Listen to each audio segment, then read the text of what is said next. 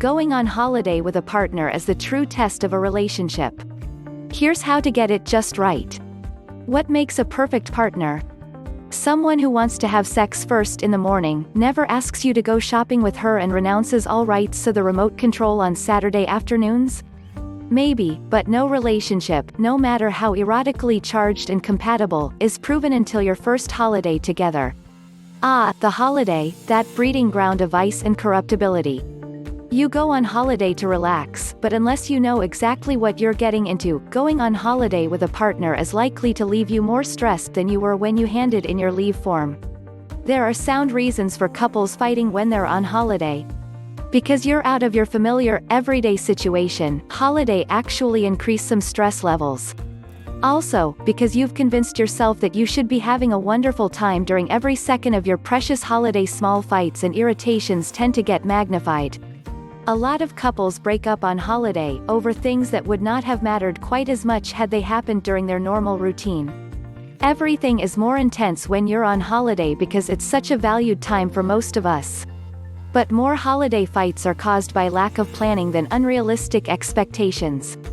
You might not be able to do anything about your heightened holiday emotions, but you certainly can plan for physical eventualities, and in so doing hopefully prevent quarrels in Quebec and sulks in the Seychelles. So if you are planning to go away with a partner, especially if it's the first time the two of you will be taking a trip together, follow these rules and perhaps you'll still want to look at each other when you return. 1. Make sure you both want go to the same place. It's no use dragging her off to go hiking in the Himalayas if she'd far rather be lying on a beach in Thailand. If your idea of a good holiday is vastly different from hers, perhaps you shouldn't be together, or perhaps you should take separate holidays. Or you could compromise and choose a place that offers both your types of enjoyment, such as a resort where one of you can go scuba diving while the other lounges next to the pool with a book and a piña colada. Of course, you might not know what her interests and idiosyncrasies actually are until you get there and find yourself shuffling from monument to examine ancient firestoves, despite your longing to examine an affable pub. Holidays show us sides of our partners that we didn't even suspect existed. That's why it's important to discuss your idea holiday before you book the hotel room. If you think she might be agreeing with your choice of destination only to please you, that's her problem, but give her a chance to voice her preferences. It is always more fun to do the things you love with a partner who loves the same things, but it's inevitable that there will be areas of common disinterest between you. Make it clear that you don't mind pursuing your quest for the tallest redwood on your own, and make sure she knows that you don't intend accompanying her on visits to Cambodian orphanages, unless you want to, of course. 2. Divide the money. Money and map navigation are the two most common causes of holiday tension. Money is perhaps more important because even if you're lost, you're still okay if you can afford a bed for the night. No matter how compatible you might be in other spheres, in every couple there is a partner who is the spender. This is increased 100-fold when on holiday. The one with the more careful nature will shy away from impulse purchases, while the other spontaneously lashes out on memorabilia that you don't need and that doesn't fit into your suitcase. Some couples try to prevent money fights by nominating one partner as holder of the resolve arguments by saying, "I'm the one in charge of the money and I say we can't have more than one ice cream a day," is only going to lead to acrimony. Even if one of you is financing the holiday, in fact, especially need to have access to your own money, or the power imbalance will lead to bitterness. Work out the budget for the entire trip. Say accommodation is paid for, work out how much you'll need each day for food, and if one of you wants to exceed that budget on a particular day, then economize the next day. Divide your spending money in two and share it. Then, if one of you blows their entire allowance on a 3-meter mahogany giraffe, it's only fair for the partner who still has money to dictate how it's spent. 3. No bagging the navigator. Democracy does not work when it comes to directions.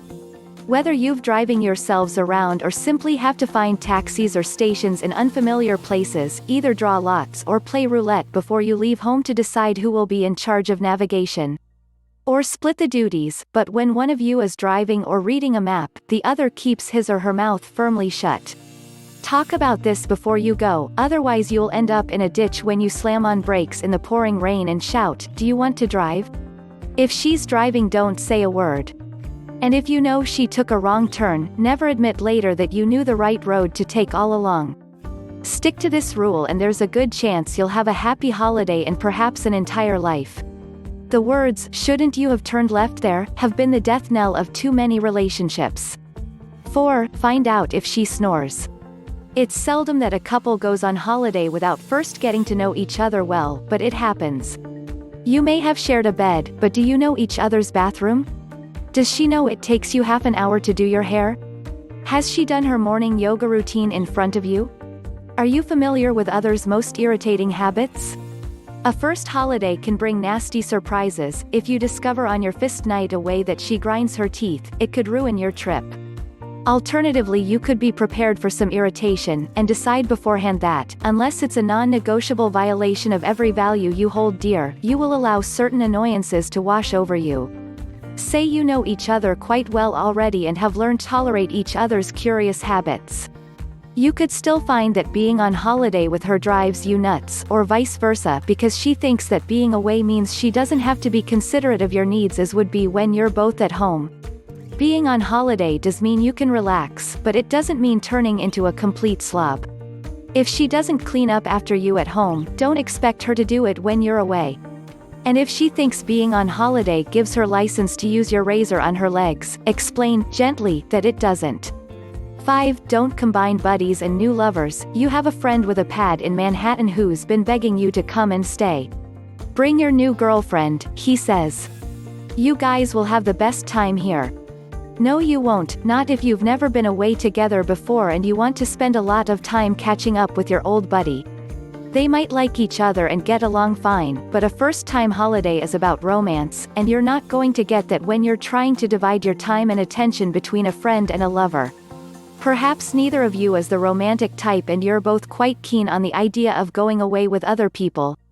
If these are mutual friends, no problem, but going away to meet someone whom only one of you knows isn't a good idea. Don't do it if it's the first time the two of you will be spending time together. You might also discover when on holiday that one of you is more sociable than the other. She wants to invite those two couples you met on the train to join you for dinner. All you want to do is spend time alone with her.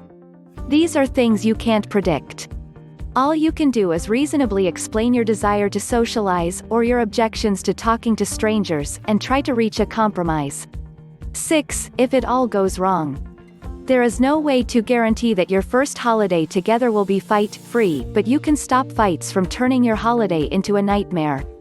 It may sound stilted, but if you can face up to it, talk about how you'll deal with fights before you go away. Make a pact that neither of you will storm out, even if it means spending 3 days in silence. There's nothing more mortifying than returning home alone. Having the staying power to see it through gives you time to get over fights. If all else fails, then remember to always keep your own passport and ticket. If she leaves with your documents, you're going to look an idiot in a foreign place.